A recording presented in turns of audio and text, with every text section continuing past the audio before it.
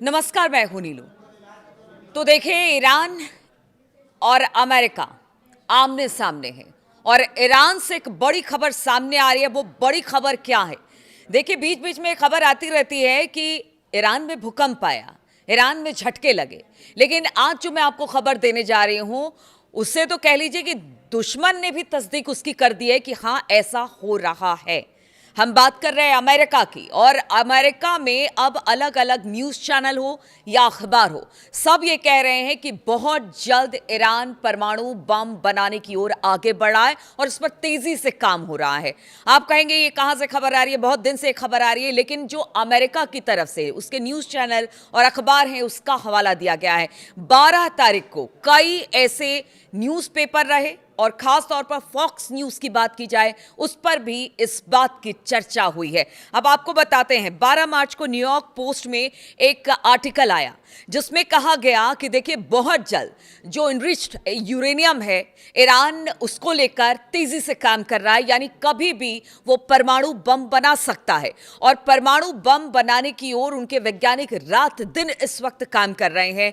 और अमेरिका जिस बात को कह रहा था कि उनके परमाणु कार्यक्रम को रोक दिया जाएगा, जो इनरिच यूरेनियम है उसको खत्म कर दिया जाएगा, इसे बाहर भेज दिया जाएगा, उसी पर बातचीत शुरू हुई थी। बाद में ये बातचीत का दायरा लगातार बढ़ता चला गया, लेकिन वो बात पीछे छूट गई। लेकिन ईरान ने उसको नहीं छोड़ा है, क्योंकि ईरान को भी पता है कि आज जिस कंडीशन में ईरान है और लगातार इजराइल और अमेरिका उस पर हमला कर रहा है, अब इस बात की जरूरत आ गई है कि जो ईरान है वो परमाणु बम से लैस हो जाए। और इसी को लेकर एक बड़ी खबर सामने आ रही है कि बहुत जल्द ईरान, जो भी उसके काम थोड़े बहुत बाकी हैं, क्योंकि इस तरह की खबरें दुनिया भर से आती रहती है, अलग अलग जानकार हैं, डिफेंस एक्सपर्ट बताते हैं कि बहुत आगे परमाणु कार्यक्रम में ईरान निकल चुका है। अगर 12 दिन पीछे युद्ध की बात की जाए जो जून के समय में हुई थी, उसमें कहा गया था कि उनके जितने न्यूक्लियर ठिकाने हैं ईरान के, उनको ध्वस्त कर दिया गया। दावा इसी तरह से किया गया अमेरिका की तरफ से, लेकिन फिर क्या जरूरत पड़ी कि इस तरह से युद्ध छेड़ दिया।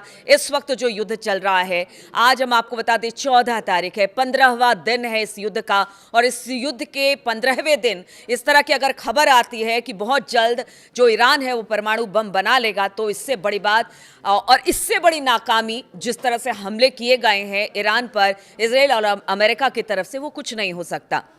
अब देखिए, कहा जा रहा है पिकेक्स माउंटेन है।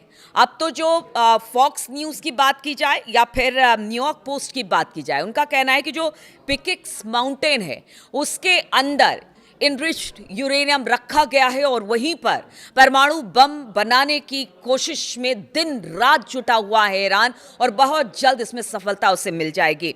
अगर फॉक्स न्यूज़ की बात की जाए तो उसने भी इस बात को कहा है कि बड़ी चिंता की बात है, अगर परमाणु कार्यक्रम में सफल हो जाता है ईरान, तो फिर आप समझिए कि पूरे मिडिल ईस्ट और उस क्षेत्र में जहां पर इजराइल का अब तक दबदबा रहा है, जहां पर अमेरिका का अब तक दबदबा रहा है, वहां पर ईरान का दबदबा हो जाएगा।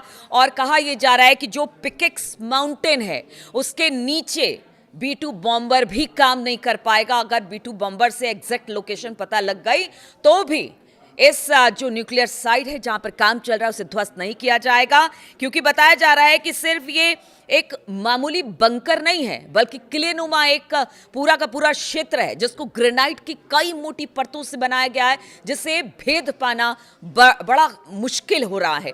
तो इस वक्त बड़ी खबर हम आपको बता रहे हैं कि अगर परमाणु कार्यक्रम और परमाणु बम बनाने में ईरान अगर सफल हो जाता है, जिस तरह से खबर आ रही है कि दिन रात उनके वैज्ञानिक काम कर रहे हैं जितने इनरिच्ड यूरेनियम है उसको लेकर, तो फिर आप समझिए कि इससे बड़ी असफलता इजराइल और अमेरिका के लिए कुछ भी नहीं होगा।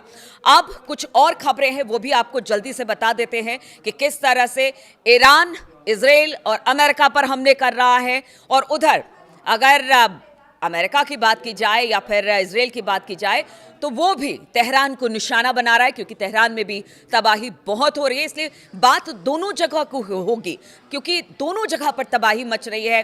अलग अलग, मतलब या तो अमेरिका के ठिकाने कह लीजिए, इजराइल कह लीजिए, या फिर तेहरान कर लीजिए, हर जगह इस वक्त तबाही का मंजर देखने को मिल रहा है। लेकिन ईरान इन सब पे भारी पड़ा है। हम आपको बता दें, ईरान, इराक, बहरीन, फ्रांस की खाड़ी, यूएई हमला लगातार ईरान का जारी है। हॉर्मुज इस वक्त अब भी ईरान के टारगेट पर है, बिना पूछे वहां से कोई जहाज निकालकर नहीं ले जा सकता है।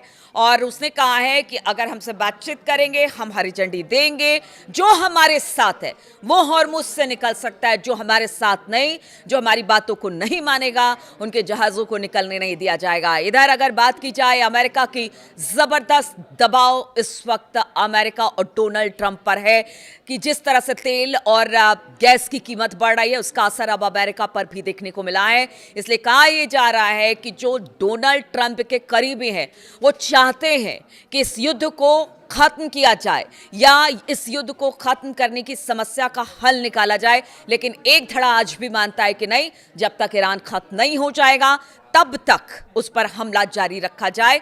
ये दो धड़े बटे हुए हैं इस वक्त व्हाइट हाउस में। और इधर अमेरिका में भी तेल और गैस की कीमत लगातार बढ़ती जा रही, यानी दबाव ट्रंप पर बहुत ज्यादा है। इधर अगर बात की जाए तो अंडर वाटर मिसाइल से लगातार ईरान हमले कर रहा है। पीछे हमने देखा था कि किस तरह से अलग अलग जगह पर, अब तो ओमान जो मध्यस्थता कर रहा था वहां पर भी हमला लगातार देखने को मिला है।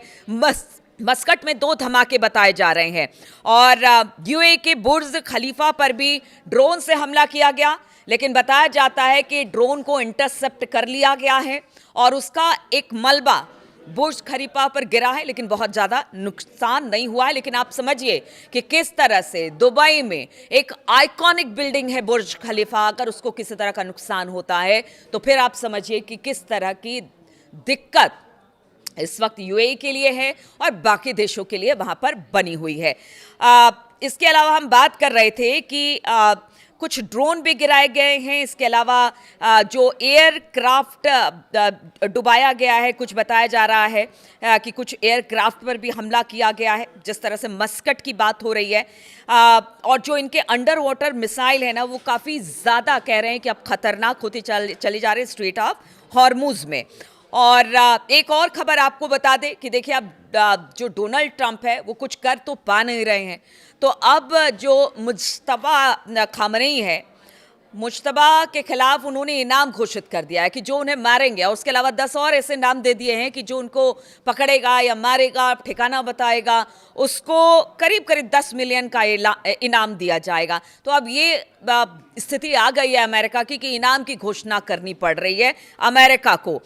तो ये कुछ खबरें हैं जो कि लगातार ईरान, इराक, क्योंकि देखिए अब इराक के बॉर्डर पर भी हमला हो रहा है, बहरीन में, फारस की खाड़ी में, इन सब जगहों पर हमला हो रहा है। ओमान में भी अब रह रहकर हमला हो रहा है क्योंकि ओमान मध्यस्थता कर रहा था, लेकिन अब ईरान का कह रहा है कि उसे सब पता था, मध्यस्थता कर रहा था तो उसे पता था कि स्थिति क्या है क्या नहीं है, और इसी को लेकर वो कह रहा था कि देखिए बातचीत का रास्ता अख्तियार किया जाए। लेकिन इसी बीच बातचीत ना होकर युद्ध की स्थिति आई, तो अब बताया जा रहा है कि ओमान पर भी हमला किया जा रहा है।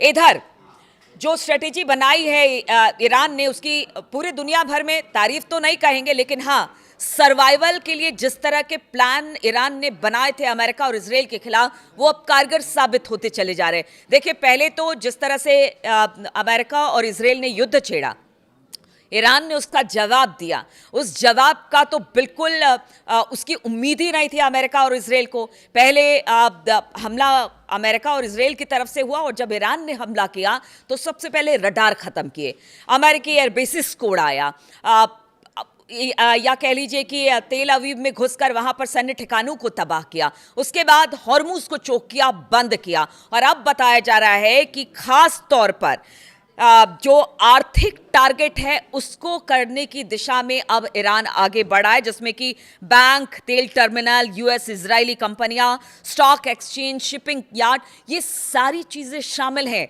अगर इन पर चोट करता है ईरान तो कितना नुकसान होगा, क्योंकि इन सब जगह पर अमेरिका का पैसा लगा हुआ है।